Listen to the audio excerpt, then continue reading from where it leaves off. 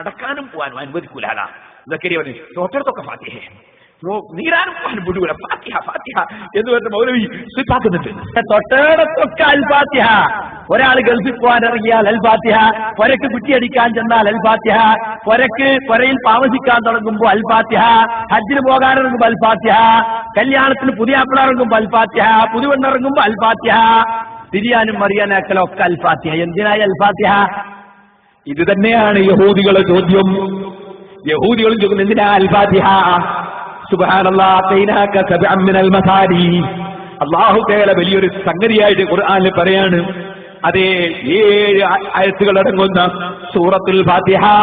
ഞാനത് ഇതേ സ്ഥലത്ത് വെച്ച് സൂറത്തുൽ ഫാത്തിഹയുടെ അർത്ഥവും വിശദീകരണവും അതാ ചെറിയ വിധത്തിൽ അത് പറഞ്ഞു തീർക്കാൻ കഴിയൂല.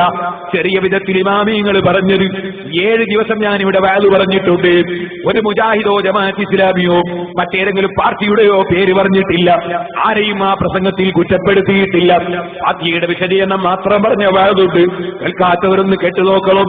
എന്താണ് സൂറത്തുൽ ഫാത്തിഹയുടെ മഹത്വം അതുകൊണ്ട് പറഞ്ഞു തീർക്കാൻ കഴിയുന്നു. ഇരിക്കട്ടെ, ആ സൂറത്തുൽ ഫാത്തിഹ ശിഹാബ് തങ്ങൾ ഓതി. യഹൂദികൾക്ക് ഓതാൻ പറ്റില്ല, അവർക്കത് പിടിക്കൂല. ഫാത്തിഹ ഓതിയിട്ടുള്ളത് ഉത്തരമാണ്. അത് നബി സല്ലല്ലാഹു അലൈഹി വസല്ലം തങ്ങൾ പറഞ്ഞതാണ്. അവിടുത്തെ സന്താന പരമ്പരയിലുള്ള ശിഹാബ് തങ്ങൾ മനസ്സിലാക്കിയിട്ടുണ്ട്. കൊണ്ട് ഫാത്തിഹ ചെയ്തു.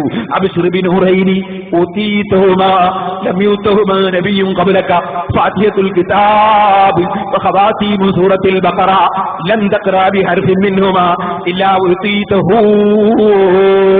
ഫാത്തിഹയിൽ ഒരു അക്ഷരമെങ്കിലും ഓതിയിട്ട് ദുആ നടത്തിയാൽ ഉത്തരം കിട്ടുമെന്ന് മുഹമ്മദുർ റസൂലുള്ളാഹി. തിരിയാനും പറയാനും വിടുന്നില്ലല്ലേ? ഫാത്തിഹ ഓതി കളിയൊന്നും അല്ലേ? റസൂലുള്ളാഹിന്റെ ശത്രുക്കളെ, ഹദീസിന്റെ വിരോധികളെ,